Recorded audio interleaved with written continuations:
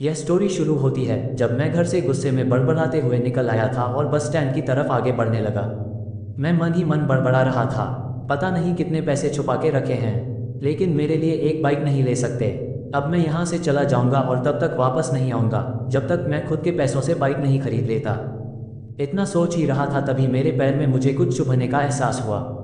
नीचे देखा तो समझ आया कि जल्दबाजी में पापा के जूते पहन आया हूँ। उन जूतों में कील उभरी हुई थी जो मेरे पैर में बार बार घाव किए जा रही थी, लेकिन उस समय गुस्सा अधिक था तो मैं बड़बड़ाते हुए आगे बढ़ गया। एकाएक मुझे याद आया कि मैं पापा का पर्स भी साथ ले आया हूँ। मेरे खुराफाती दिमाग में एक ख्याल आया, क्यों ना आज पापा का पर्स चेक किया जाए, जिसे आज तक उन्होंने किसी को हाथ तक नहीं लगाने दिया था। पता नहीं कौन सा खजाना छुपा है इस पर्स में जो किसी को हाथ नहीं लगाने देते थे।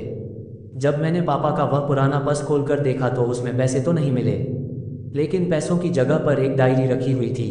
तब मैंने सोचा, ओह, तो यहाँ खजाना छुपा रखा है। मैं समझ रहा था कि यहाँ पापा ने लिखा होगा कि किससे कितने पैसे लेने हैं और किसको कितने पैसे दिए हैं, लेकिन मैं गलत था। जब मैंने उस छोटी सी डायरी का पहला पेज खोलकर देखा तो वहाँ पर जो लिखा था वह थोड़ा सीरियस कर देने वाला था। डायरी में जो लिखा था उसे पढ़ने के बाद मेरे चेहरे पर जो एक्सप्रेशन थे वह गायब हो चुके थे, क्योंकि डायरी में वैसा कुछ नहीं था जैसा मैं सोच रहा था। वहाँ पर उन पैसों का हिसाब लिखा हुआ था जो अलग अलग कामों के लिए अलग अलग लोगों से उधार लिए गए थे। उस लिस्ट में कंप्यूटर के नाम पर भी पैसे लिए गए थे। कुछ यूँ लिखा था, 50,000 बेटे के कंप्यूटर के लिए। यह वही कंप्यूटर था जिसे मैं आज तक यूज़ कर रहा हूँ, लेकिन मुझे यह पता नहीं था उस कंप्यूटर को खरीदने के लिए पैसे कहाँ से आए थे। लेकिन आज पता चल रहा था। मुझे आज भी याद है जब मैंने पहली बार कैमरे के लिए जिद की थी, जो मेरे पापा ने मुझे 2 हफ्ते बाद मेरे बर्थडे पर ला कर दिया था, जिसे देखकर मैं बहुत खुश हुआ था। और मुझे खुश देखकर मुझसे कहीं ज़्यादा अगर कोई खुश था तो वह थे पापा। अब मेरे चेहरे से गुस्सा एकदम गायब हो चुका था। जब मैंने आगे का पन्ना पलटा तो वहाँ पर कुछ विशेष इच्छाएं लिखी हुई थी। पहली जो विश थी उसमें जो लिखा हुआ था, अच्छे जूते पहनना। यह बात मेरी कुछ समझ नहीं आई। तभी मेरा पाँव अचानक सड़क पर भरे हुए पानी पर जा पड़ा और तभी मेरे पाँव में कुछ गीलीपन होने का एहसास हुआ। जब मैंने जूता उतार कर देखा तो उसका तला टूटा हुआ था। यह देखकर मुझे डायरी में लिखी बात याद आ गई। तभी मुझे माँ पापा की कही बातें भी याद आ रही थी कि कैसे माँ जब कहा करती थी पापा से, अब तो जूते पुराने हो गए, नए ले लीजिए, तो पापा अक्सर यह कहकर टाल दिया करते थे, जूते अभी और चलेंगे, अभी कुछ दिन पहले तो लिए थे। मुझे आज समझ आ रहा था कि कितने दिन और चलेंगे। साथ ही साथ यह भी समझ आ रहा था कि पापा बस को क्यों छुपा कर रखते थे। तभी उस डायरी को पढ़ते हुए बस स्टैंड पर पड़ी बेंच पर आकर बैठ गया। अब उस डायरी का आखिरी पन्ना बचा हुआ था। उस पन्ने को जब मैंने पलट कर देखा तो वहाँ कल की डेट लिखी हुई थी। तारीख के नीचे लिखा हुआ था 50,000 रुपये बाइक के लिए। बस इतना पढ़ा और दिमाग सन रह गया।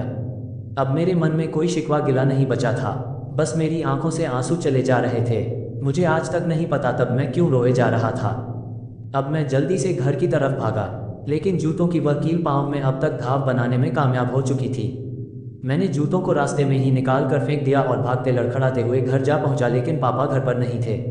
मैं समझ गया वह कहाँ थे। मैं सीधा पास वाली बाइक एजेंसी की तरफ भागा। पता नहीं आज कहाँ से इतनी ताकत आ गई थी कि मैं भागते हुए थक नहीं रहा था, और वह भी बिना जूतों के नंगे पैर। जैसे तैसे मैं बाइक एजेंसी पर पहुंचा। पापा वही थे। मैंने पापा को दौड़कर गले लगा लिया और मेरी आंखों से आंसू रुकने का नाम ही नहीं ले रहे थे। पापा को समझ नहीं पा रहे थे आखिर हो क्या रहा है, मैं क्यों रो रहा हूँ। मैंने पापा से कहा, पापा मुझे मोटरसाइकिल नहीं चाहिए, आप अपने लिए जूते ले लीजिए। अब आज से मैं जो भी करूँगा अपनी मेहनत से अपने बलबूते पर पढ़कर करूँगा। दोस्तों, बस इतनी सी थी ये कहानी। लिखते हुए आज मेरी भी आंखें नम हुई है। मैं आज आपसे कहना चाहूँगा, ठीक ऐसे ही होते हैं हमारे पिता। हम अक्सर देखते हैं कि हम अपनी माँ से हर बात शेयर करते हैं और माँ भी इसके बदले में हमें बहुत प्यार देती है। लेकिन एक शख्स ऐसा भी होता है जो हमें छुपकर प्यार करता है। वह होते हैं हमारे पिता। यह परिवार में एकमात्र ऐसा व्यक्ति होता है जो अपने बच्चों से उन्हें बिना जताए छिपकर प्यार करता है, खुद की इच्छाओं को मारकर बच्चों के लिए सपने देखता है और उनकी खुशी में ही खुश हो जाता है। मुझे नहीं पता कि आप अपने पेरेंट्स की इज्जत करते हो या नहीं, लेकिन अगर आपके पास पेरेंट्स हैं तो आप बहुत खुश नसीब हो, क्योंकि इस दुनिया में बहुत से लोगों को तो पेरेंट्स का प्यार भी नसीब नहीं होता। अंत में मैं यही कहना चाहूँगा कि माँ बाप की भावनाओं का सम्मान करें। मेरा इस वीडियो को बनाने का मकसद यही था कि मैं आपको बाप की फीलिंग से रूबरू कराऊँ, क्योंकि माँ के बारे में लेखकों ने बहुत कुछ लिखा है, लेकिन बाप के ऊपर कोई नहीं लिखता। इस वीडियो को बनाने के लिए मुझे अच्छी खासी मेहनत करनी पड़ी है। अगर आपको ज़रा भी यह वीडियो पसंद आई हो तो नीचे कमेंट करें और अपने दोस्तों के साथ सोशल मीडिया पर शेयर करना ना भूलें। और हमारे चैनल को सब्सक्राइब करें। जय हिंद, जय भारत। मिलते हैं नेक्स्ट वीडियो में।